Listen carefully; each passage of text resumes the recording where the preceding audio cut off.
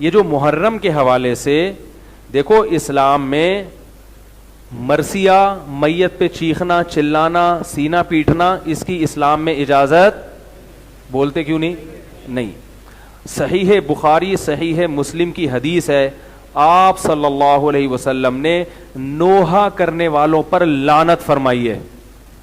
نوحہ کسے کہتے ہیں؟ ہائے چلے گئے، ہائے یہ ہو گیا، ہائے یوں ہو گیا، ہائے یہ، اس کو کیا کہتے ہیں؟ نوحہ. اور اہل بیت پہ بھی نوحہ کرنا اسی طرح حرام ہے جیسے کسی عام شخص پر. حضرت جعفر طیار رضی اللہ تعالیٰ عنہ اہل بیت میں تھے یا نہیں تھے؟ یقیناً تھے. جب شہید ہوئے ہیں تو آپ کی 4 بیویاں بیک وقت بیوہ ہوئی ہیں. اہل بیت سے محبت میں یہ بھی ہے، جب آپ مریں تو کتنی بیویاں بیوہ ہونی چاہیے؟ 4. یہ اہل بیت کی محبت کا ایک یہ بھی انداز ہے. ان کی 4 شادیاں ہوتی تھیں اہل بیت کی، ٹھیک ہے نا. تو حضرت جعفر طیار جب شہید ہوئے ہیں تو کتنی بیویاں بیوہ ہوئی ہیں؟ 4. ان کے چیخنے کی، رونے کی آواز آئی. نبی صلی اللہ علیہ وسلم نے اتنی سخت وعید فرمائی. پہلے فرمایا کہ آرام سے، جب باز نہیں آئے تو فرمایا ان کے منہ پہ کیا پھینکو؟ خاک پھینکو جا کے. حالانکہ وہ جعفر طیار کیا تھے؟ نبی کے سگے چچا کے بیٹے، اہل بیت میں سے تھے، بڑے فضائل ہیں ان کے، اور جوان شہید ہوئے ہیں. تو یاد رکھو، ہم حضرت حسین اور حضرت حسن سے محبت اپنے ایمان کا جز سمجھتے ہیں، مگر ان سے محبت کا اظہار اس طریقے سے کریں گے جس طرح سے محمد صلی اللہ علیہ وسلم نے بتایا اور جس طرح اہل بیت کی سیرت ہے. سمجھ رہے ہیں بات کو کہ نہیں سمجھ رہے؟ تو محرم میں مرثیے لگانا، ہائے ہوئے، چیخنا چلانا، یہ ہمارا مذہب نہیں ہے، اس سے ایوائڈ کریں. رکشے والوں نے بھی وہ مرثیے لگائے ہوئے ہوتے ہیں، بس والوں نے بھی لگائے ہوئے ہوتے ہیں، ہر جگہ لگے ہوئے ہیں.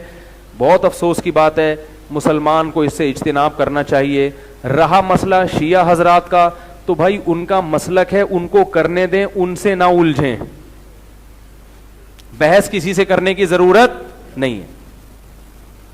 آپ نہ لگائیں رکشے میں، کوئی شیعہ ہے وہ لگا لے، بس ٹھیک ہے، وہ ان کا مذہب ہے. میں نے پچھلے سال بھی یہ بات کہی تھی کہ ان کو نہ چھیڑیں، تو کسی نے کہا مفتی صاحب اب تھوڑے سے ڈرپوک ہو گئے ہیں. مفتی صاحب کیا ہو گئے ہیں؟ یعنی ان کا مطلب تھا میں یہ کہوں کہ جو مرثیہ لگا رہا ہے جا کے اس کو گریبان سے پکڑو اور 2-3 مکے لگا کے بند کراؤ. تو یہ بہادری کی کیا ہے؟ وہ بہادری جو افورڈ کر سکو نا وہ اچھی ہوتی ہے. ٹھیک ہے نا. باتیں بہادری کی کرنا بہت آسان ہے، اور پریکٹیکلی جب کسی کام کو کیا جاتا ہے تو اس کو دیکھ کے فیصلہ کرنا بہت مشکل ہے. ملک ہمارا بدامنی کا متحمل بولو بھائی نہیں ہے. ماضی قریب میں دیکھو شیعہ سنی لڑائیوں سے کسی کو فائدہ نہیں ہوا، دونوں طبقوں کو کیا ہوا ہے؟ نقصان ہوا ہے. کتنے علماء شہید ہو گئے، بڑے بڑے ہمارے بزرگان دین، حاصل کچھ بھی نہیں نکلا. ان کے لوگ بھی قتل، ہمارے بھی قتل، نتیجہ وہی کا وہی ہے. تو ڈنڈا چلانا یہ اتھارٹی کس کے پاس ہے؟ پولیس کے پاس ہے، فوج کے پاس ہے. پبلک کے پاس ڈنڈے کی اتھارٹی بولو نا بھائی نہیں ہے. ہم اپنا نظریہ اعتدال کے ساتھ بیان کر سکتے ہیں، کسی کو گن پوائنٹ پہ ہم چینج نہیں کر سکتے. لیکن میں یہ کہہ رہا ہوں کہ آپ اپنے بارے میں یہ فیصلہ کرو کہ ہم سنی ہیں یا شیعہ ہیں. شیعہ میں بھی جو سمجھدار قسم کے تھوڑے سے ہیں نا، وہ بھی اس چیز کو نہیں مانتے. یہ ماتم شاتم اور یہ وہ بھی نہیں مانتے. ایران میں نہیں ہوتا یہ، اس طرح کے روڈ پہ جلسے نہیں ہوتے ایران میں اس طرح کے ماتم کے. تو ہم اپنے مسلک کو تو ڈیفائن کریں گے نا بھائی، ہم اہل سنت. سوال پیدا ہوتا ہے اسلام میں تو فرقہ واریت نہیں ہے، تو یہ اہل سنت اور شیعہ کا کیا فرق آ گیا؟ بات یہ ہے کہ ہمارا یہ مسلک ہے، ہم قرآن و سنت کی وہ تشریح معتبر مانتے ہیں جس پہ صحابہ چلے، اور شیعہ حضرات صحابہ کو فالو نہیں کرتے. یہ بڑا اختلاف ہے ہمارا اور ان کا. اور صحابہ میں بھی ہم سب سے پہلے کس کو ترجیح دیتے ہیں؟ خلفائے راشدین کو. صحیح بخاری کی حدیث ہے علیکم بسنتی وسنت الخلفاء الراشدین المہدیین، میری اور خلفائے راشدین کی سنت کو لازم پکڑو. ہم حضرت علی سے بھی محبت ایمان کا جز سمجھتے ہیں، ابو بکر، عمر، عثمان رضی اللہ عنہ سے بھی محبت کو ایمان کا حصہ سمجھتے ہیں. جبکہ شیعہ حضرات میں میجورٹی، سب کی بات نہیں کر رہا، میجورٹی صرف حضرت علی کو مانتی ہے، باقی صحابہ کو نہیں مانتی. حضرت ابو بکر، عمر، میجورٹی، سب کی بات نہیں کر رہا. بہت سے شیعہ مانتے بھی ہیں، یاد رکھو. سب کو ایک لاٹھی سے ہانکا مت کرو. تو باقی میں کبھی کبھار فیس بک پہ نا، میرے پیج پہ لوگ شیعہ کے جو ذاکرین ہیں ان کی اسپیچز شیئر کرتے ہیں. تو جب میں رات کو کبھی جیسے میرا دماغ چلنا شروع ہو گیا نا، تو پھر میں تھوڑی ادھر ادھر کی اسپیچز سنتا ہوں تاکہ میری سوچ دوسری طرف, تو وہ میں پھر جو بھی آ رہا ہے سن لیتا ہوں. کبھی کبھار جناب مولانا الیاس قادری صاحب کے بھی میں پروگرام دیکھتا ہوں کہ آج ان کا نیا کیا آیا ہے, یعنی سمجھ رہے ہیں نا, تو مختلف قسم کی چیزیں آئی ہوئی ہوتی ہیں, تو ایک اچھا سا محسوس سا ہوتا ہے بس کہ یار مزہ آیا بس, ٹھیک ہے نا. تو اسی طرح وہ شیعہ لوگوں کی بھی, تو وہ عجیب عجیب پتہ نہیں کیا ان کی تقریریں ہوتی ہیں, عجیب سے اسٹائل ہوتے ہیں. تو میں جو شیعہ حضرات میں جو سمجھدار لوگ ہیں ان سے کہتا ہوں دیکھو کہ آپ کو اپنے مذہبی رہنماؤں میں کوئی سمجھدار آدمی ملے تو اس کو فالو کرو. یہ کیا کن لوگوں کی تقریریں آپ سن رہے ہو؟ فیس بک پہ جو شیئرنگ ہو رہی ہے جذبات سے ہٹ کے کبھی ان کی اسپیچز میں غور کیا کرو, یہ کیا باتیں کر رہے ہیں. یہ تو فضول, نہ روایتوں کا کوئی سر نہ کوئی پیر,